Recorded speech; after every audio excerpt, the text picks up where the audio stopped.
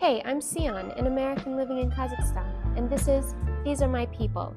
Each episode, I sit down with one friend to talk about where they want to be 10 years from now, what drives them, and the plans they're making to get there. We'll also dive into one interesting topic. These are ordinary people with ordinary dreams. Hi guys, and welcome to These Are My People. If you haven't watched our first episode together, go ahead and do that. It's on YouTube, it's on Spotify, you can watch the reels on Instagram. So I'm not going to ask you to introduce yourself, but I did ask on Instagram this week if people had questions for you. So we'll do a little bit of a Q&A at the very end. If you want, you can skip ahead to that, but I didn't tell you that, so surprise, we're going to do a Q&A. So I'm not going to ask you to introduce yourself, but your status has been upgraded since our last podcast. Last podcast you were fiancé. Now it's level up.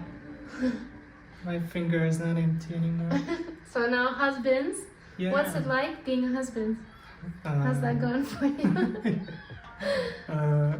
I think I didn't realize and feel that. I thought, that would be great, and I thought I'm ready to be a husband. And now you feel like you're not? No. Oh, what do you mean? No, I mean it's like the fact that I'm a husband. I guess I'm getting it only now. Yeah. Do you Hasn't feel hit yet. Yeah, I feel that too. When I think I'm wife, I think, wife? Me? What? Yeah, I also feel like that. So, but before I thought, I'm gonna be a husband. I didn't know that it will, there will be second wave of that feeling. Okay. I think that in general, I don't feel any different. My day-to-day life is not different. I mean, someone asked me, what are you, cleaning and cooking now? I said, well, I lived by myself before anyway. So anyway, I had to clean my house and cook. So it's not because I got married. It's just general things. So day-to-day life hasn't changed. Yeah. So. Okay. So today's topic, you know what today's topic is. And this topic is something that we talk about kind of often. I think it comes up a lot. And I used to think it was specifically a Kazakhstan thing, but I think that Kazakhstan is where I first noticed it. And I remember precisely the moment where I first noticed this thing. We're talking about a type of mentality today. And I was with my friends, and he was speaking in Russian, and somebody asked him, do you want to do something? And he said, I can't. My money has finished, закончился. Yeah. And for me, that was hilarious. What do you mean your money has finished? I mean, in English, you can say this, right? Grammatically, it's correct to say my money has finished, but we say, I spent all my money, or I ran out of money. And maybe it's for me as an English teacher, I pay attention to the kind of grammar that people use, because we can manipulate what we want to say, also manipulate people based on the grammar we use, which I didn't notice before I was a teacher. So for me to say my money has finished, it's not my fault. I didn't spend all my money. It just happened. It just happened. My money, it takes all the blame away from yourself. Yeah. I was just chilling, having fun. And my money's not here anymore. So this was so funny for me and so interesting for me. And then I started to notice victim mentality, which is today's topic. Victim mentality being that I'm always the victim. Nothing is my fault. It's only like this, or I only did something bad because I am a victim. Because of something that somebody else or some organization has done.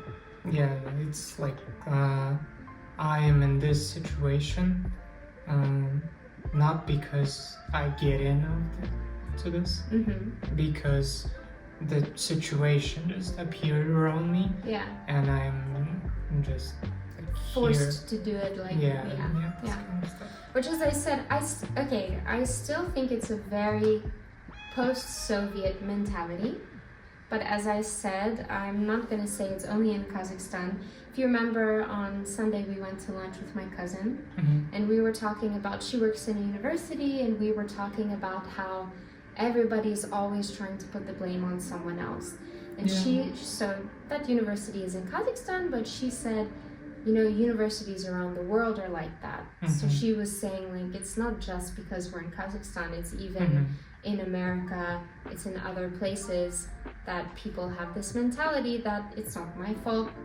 If there's a bad situation, I'm not going to try to solve it. We don't need to talk about, like, okay, we have this problem, what should we do? But it's we have a problem. Well, it's not my fault. It's his fault. Yeah. First response. Yeah. First thing to do is just to like point to someone to avoid the maybe not consequences, but the talks and the words that can come after, even if nobody is gonna blame you. Yeah. But the first thing, Yeah. So I wanted to talk about victim mentality, specifically how we see it in different roles or different spheres of our life, as well as how it affects a person if you have victim mentality. Because it's easy, right? It's easy to fall into victim mentality. Yeah, it's comfortable. It's very convenient, comfortable to say, like, my problems, I don't have any money not because of my fault, it's because of other faults. So first one I wanted to talk about is work, because we often talk about how your colleagues have victim mentality. Can you share maybe a story where you've seen specifically this victim mentality play out, or an example from work of victim mentality? The conversations, like during the meetings, it's just the first things, or the way how people, for example, there is a some long task or long story, and somebody wasn't like involved from the beginning, so maybe it's not like first meeting for like main group of the people, but few people just like came, and somebody who is leading the meeting should introduce like what's going on, what's the subject, what are we gonna do, and what kind of questions we have to people that we invited.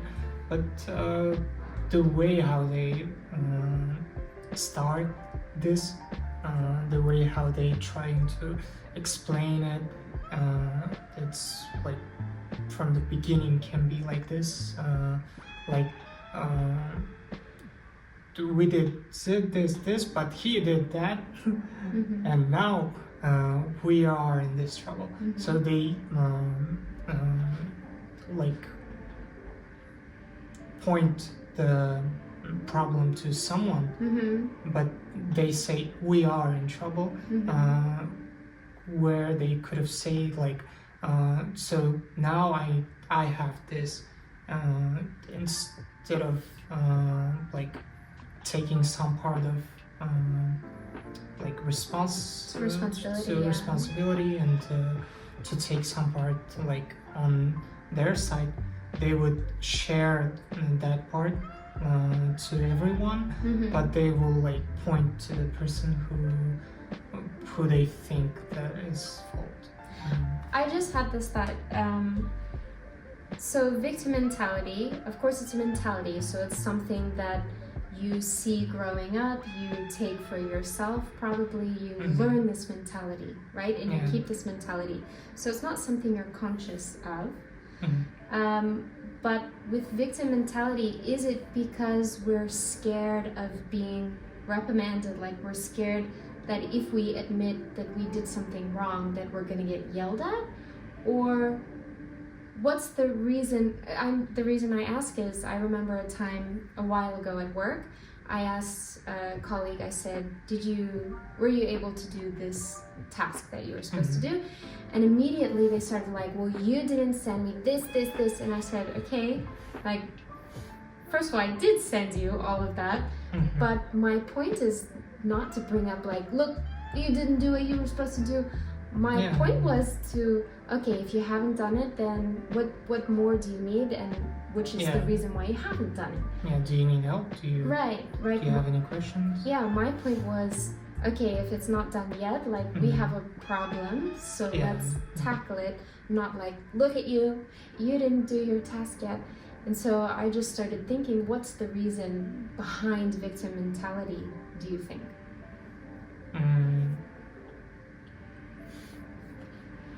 I mean, the main, maybe not the main, but the first thing that that comes to my mind is maybe we don't have this as a students during the school, we don't have we don't take like responsibility. We think like, oh, teacher didn't explain well. It's or I don't know, we like don't put our thoughts like in the words and finish our homework like this. We always like do the things like our parents would say when they're trying to help us. They would just like, well, let's finish it quickly, I will tell you. So like just write what I'm saying. So maybe maybe we need like more to be more independent that time of our childhood to have more like tasks that's like on our own, to not to just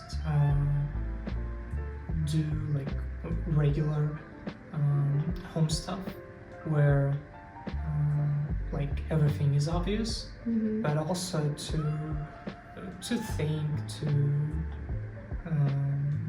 to try to find a way. It's also like needs more energy from people who are teaching.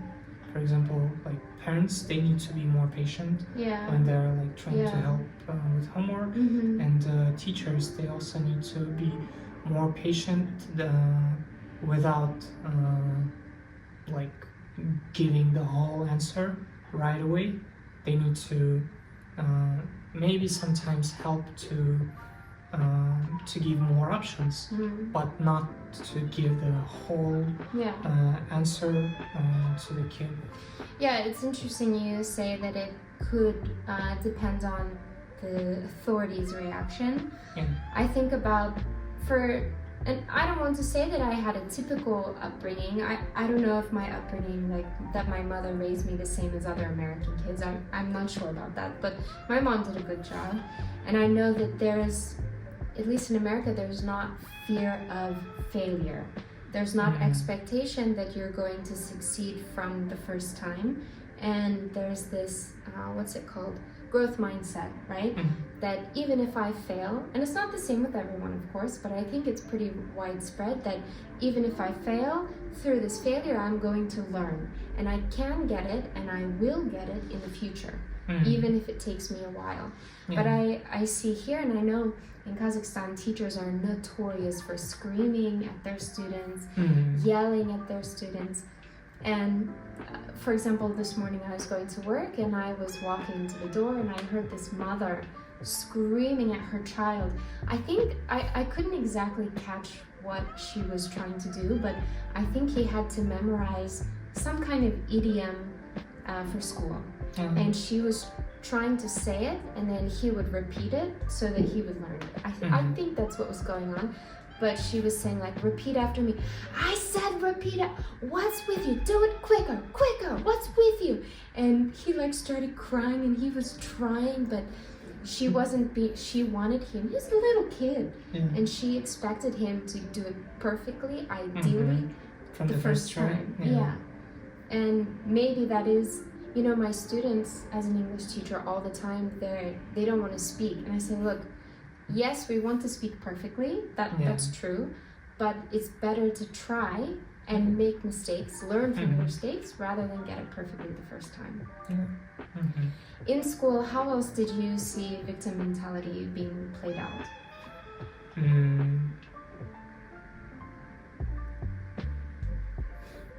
I think a lot of times I hear my students, as you said, like, my teacher didn't explain it well. And I want to say to them, like, well, you have a textbook, right? Or they say to me, oh, I have bad grades in chemistry, it's just not for me. And I think, okay, but you have YouTube. Like, I didn't have YouTube when we had YouTube in high school, but not like today. I think we had it. There was less information. And it was a lot of more stupid videos, not like educational. I think you have YouTube where you can learn it in your language in an interesting way. You can There's ask a lot of options. A lot of options. You can ask ChatGPT to help you. You can sit down and read your book. And learn it. So when students tell me, like, oh, my teacher didn't explain it well, I think, like, that's victim mentality to me. You're not taking your own responsibility for your knowledge. To learn, to take that knowledge, to digest it. You just think that teacher didn't give it the way that you could have catch. The easiest way. But I had a geology professor in university. First day of class, he said, only 2 of you will get A's in this class. It was like at least 100 students in this lecture hall. 2 of you will get A's, a few of you will get B's, most of you will get C's, and a lot of you will fail. And of course, being stubborn as I am, I took that as a challenge, like, I will be one of the 2 to get an A. But right before the final test, some student asked, will you give us some like guidance of what we should review? He said, yeah, here's your study guide. Read the textbook every day.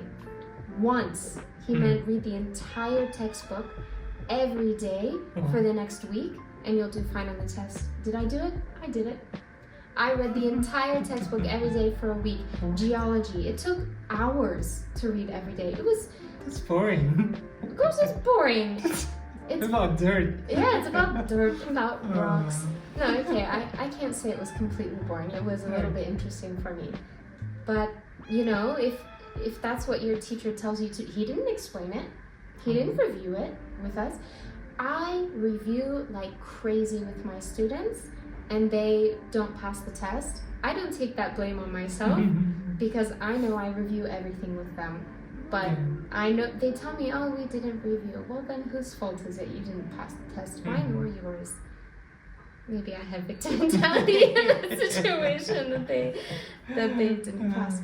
But it's not just about like victim mentality being in this situation, that situation. It's just being able to see where's the line between what do you like can get, what do you have to, and what the other side in this situation have to and can do can do. So it's we always think just about the other side, that they didn't do or what they have to, but we don't like review.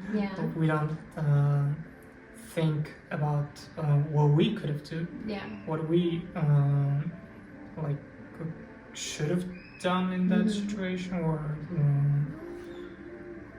So you mentioned before about how maybe kids need to have more independence. So do kids in Kazakhstan, are they not raised to take responsibility for something? Surely they are, because so many parents work and the kids stay home. Don't they take responsibility for something as kids? They do for sure, but I meant not about just the regular stuff, but being able to have some task that kids didn't get the answer. For example, they like you can ask, like as a parent, you can ask a kid, like, what do you want? Do you want some activity? For example, what kind of like activities at school you have? Can you research that and choose what do you want to do, like for the next year or maybe half year, and then they can like change that, or they can continue this kind of stuff. They parents would like do that research and come with the answer. I see. Like, oh, you're gonna do this, you're gonna dance. Yeah. Okay. You know, recently on Instagram I saw a reel, and it was about this mother had read a book. I don't remember what the name of the book is, but it's about how mothers these days in America, which is a new thing, it's different from my generation. My generation was really independent, but now mothers are so like helicopter mothers, so protective, overly protective of their children, that children can't do anything for themselves.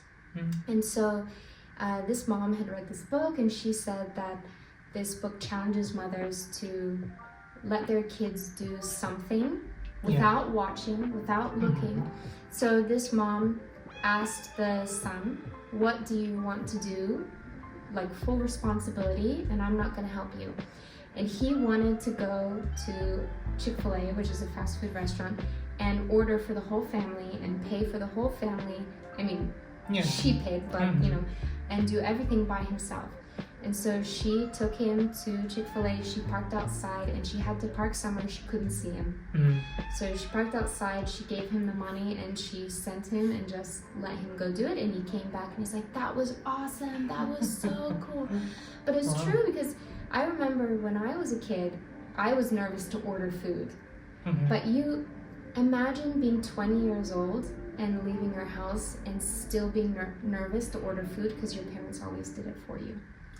Like, if we don't get that kind of independence as kids, then when we're adults, we're so shy as adults. Yeah. Like, where's the, I don't know, like buffer zone between the childhood and adult?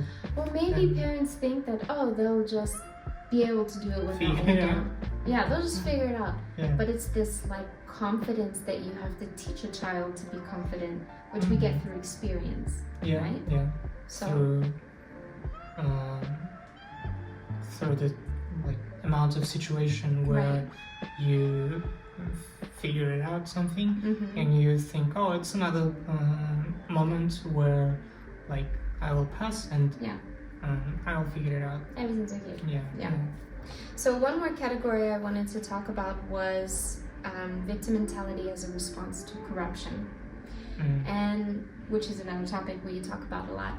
I don't know why I remember this conversation so much, but I was talking with a past student at one point. This was like 5 or 6 years ago, and we were speaking about corruption.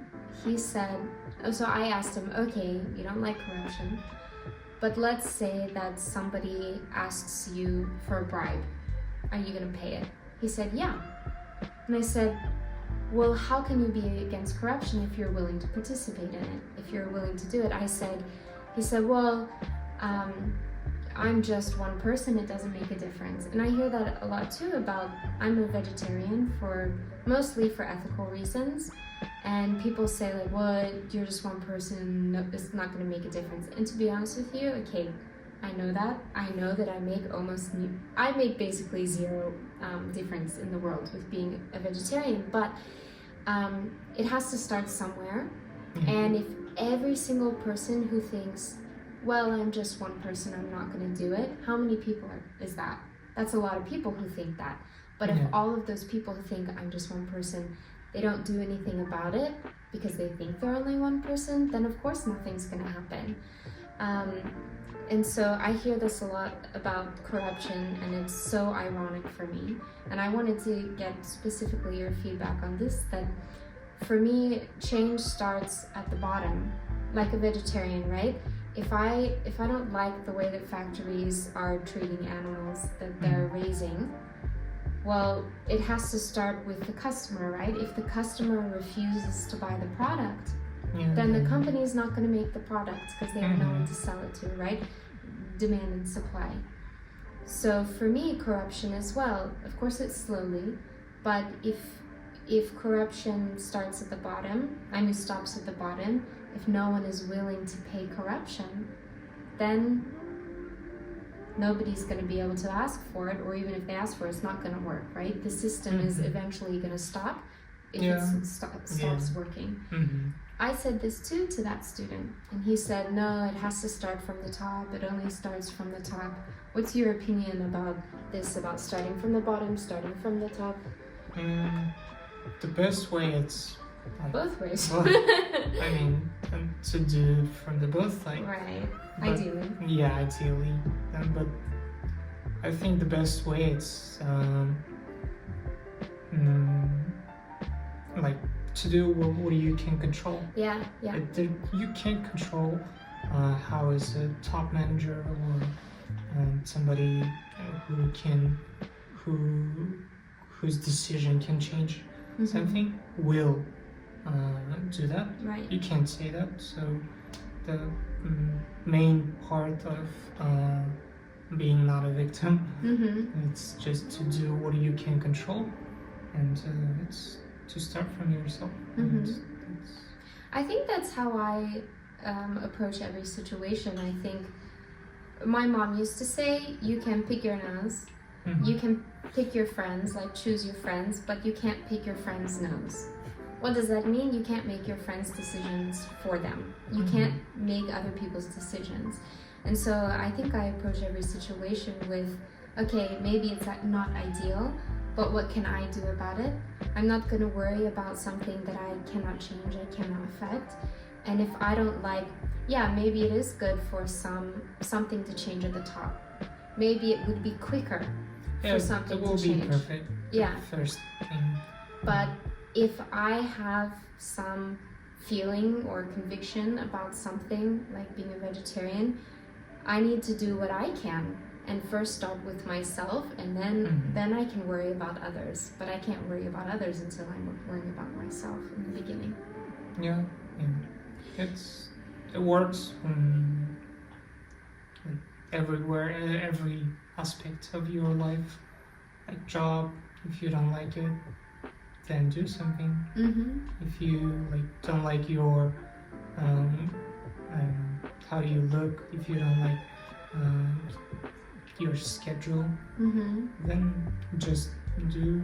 Maybe it will take some time, as usual. Everything takes some time, but step by step, like through the parts that you can control now, it's gonna work. Yeah. So what do you think, if we look at someone with victim mentality and a normal person, someone without victim mentality, what's the difference in their life? Not necessarily like who's successful, who's not. There can be success in both areas, but about like the ease or difficulty of living.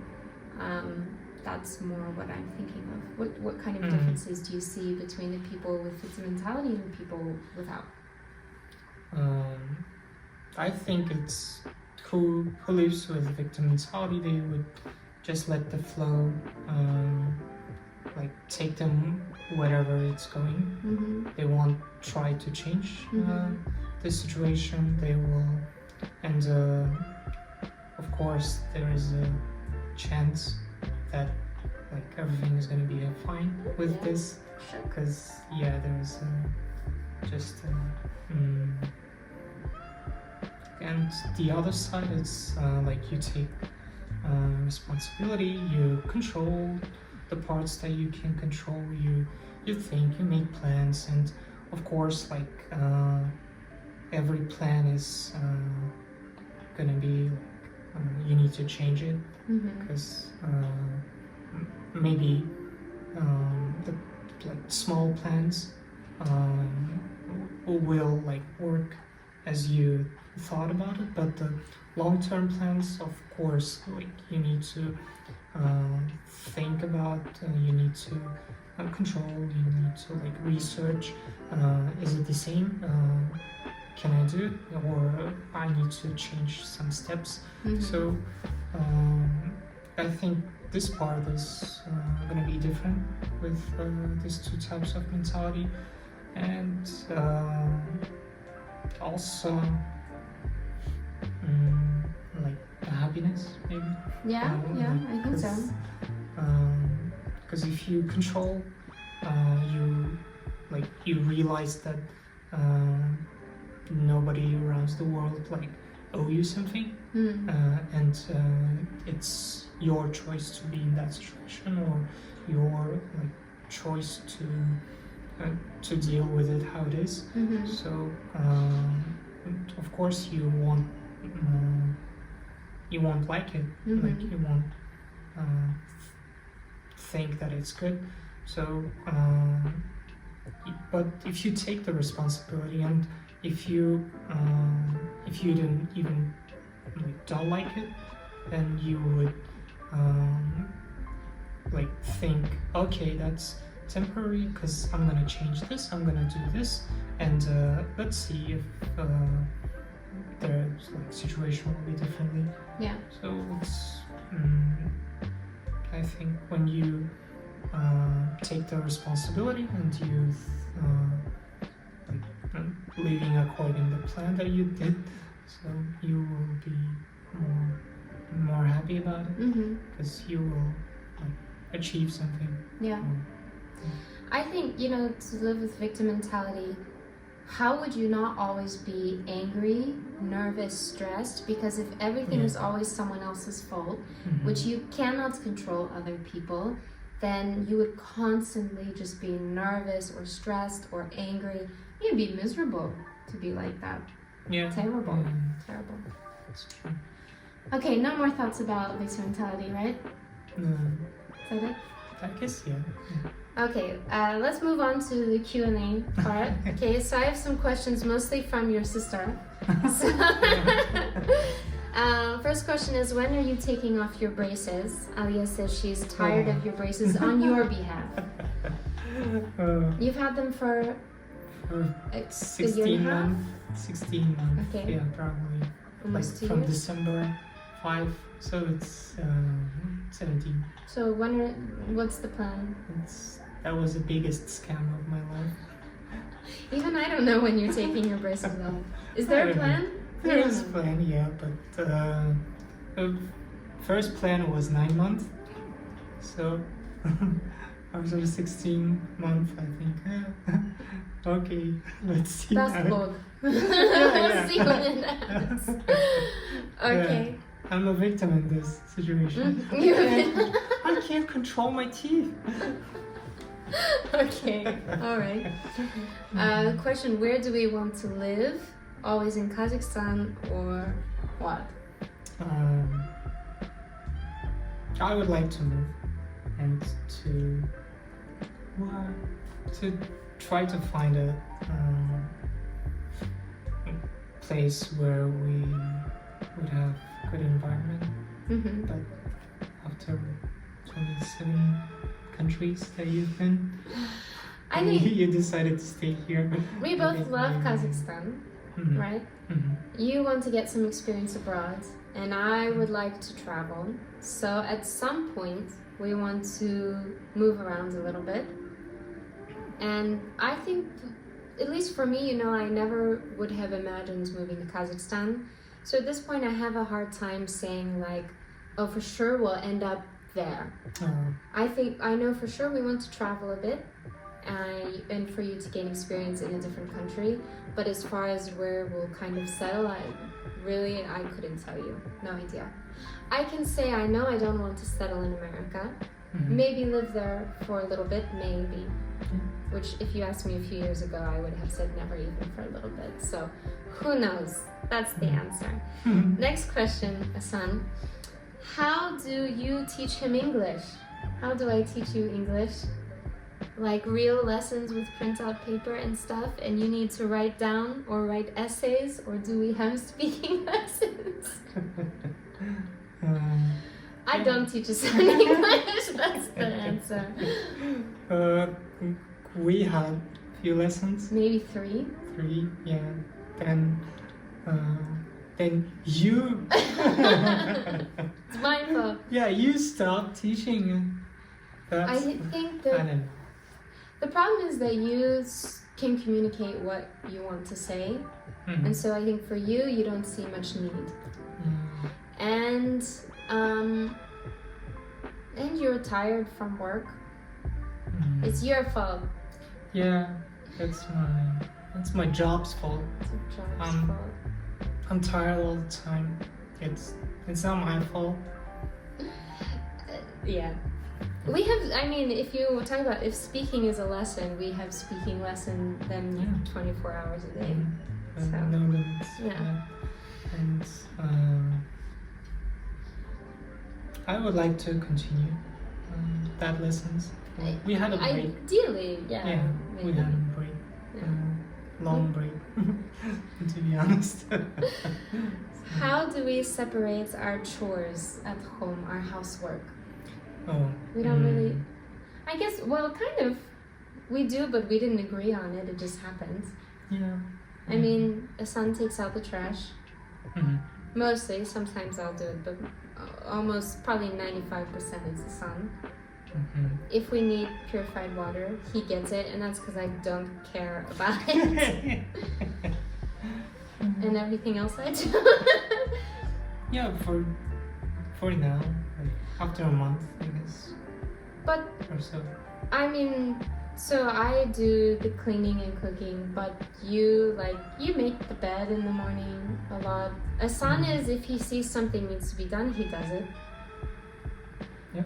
So I think so. I don't know how it happened. It just we didn't talk about chores, and I think we're both happy with how it is now, right? Yeah. So, but we're open to discuss anything. Yeah.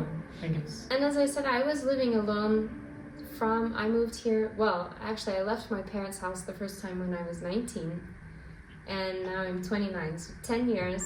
And I've been cooking and cleaning, so for me, like, it's not that I have to do more. I just still cook and clean like I've always cooked and cleaned, so yeah.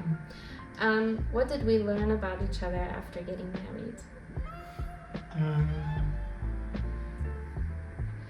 I learned that it's how important is it for you to have your routine.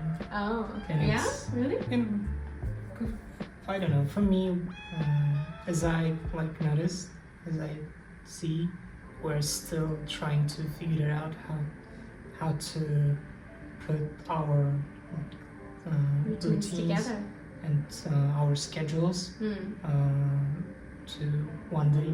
Yeah. To have the same morning and the same night. Yeah. Which is. Because you start work at 9, so you get up at 6:50. Well, we both get up at 6:50. I get up with you. But I don't start work till 3 in the afternoon. And then I finish work at, so Fridays I finish at 8:30. Yeah. You finish at 6:30, so yeah. But how is it that you noticed I need my routine? I'm just curious how that became clear to you. How important my routine is for me. Just... I don't know, small details that you just more tired and okay. kind of stuff. Okay. And I think it's I think I'm the same. So I like it's important for me to have my own routine and like I just analyze that part of I don't know our lives now, and I noticed that it's also important for you. Yeah, it is. Yeah, I think I would stay up a little bit later, which I never considered myself a night person. I'm more of a morning person maybe, but I think I would stay up later, and probably you would also stay up later if you didn't have to get up early for work. Yeah. But because I get up with you at 6:50, then I go to bed. I try to go to bed earlier so that I'm not so tired. I have a few questions from Taufik, our brother-in-law, who's trying to push the buttons, Taufik.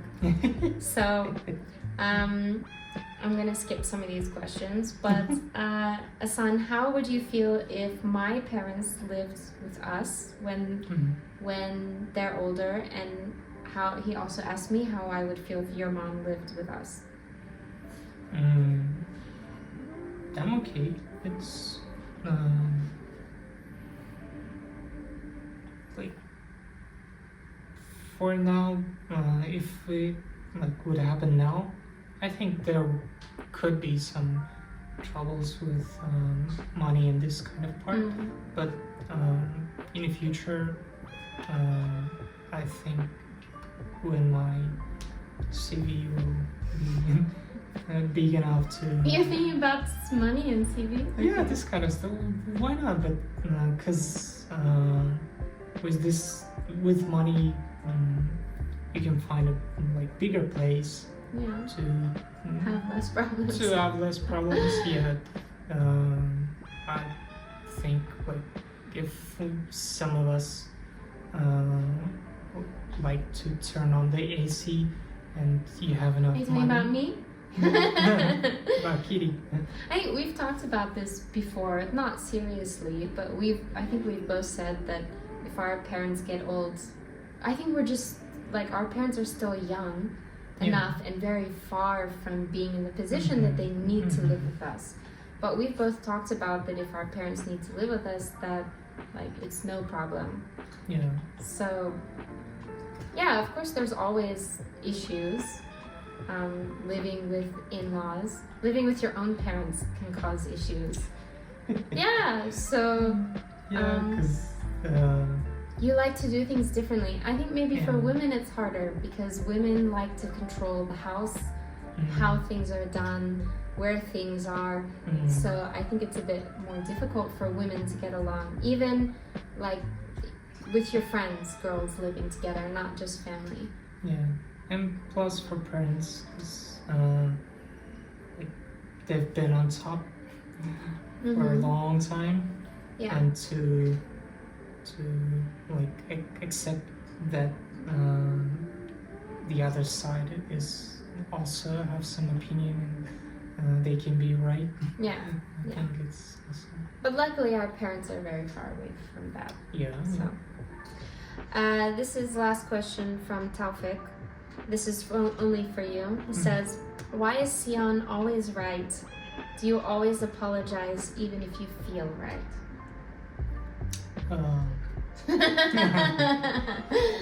Thank you for this question, Taufik. It's very important that you are interesting. How is it now? And I don't know.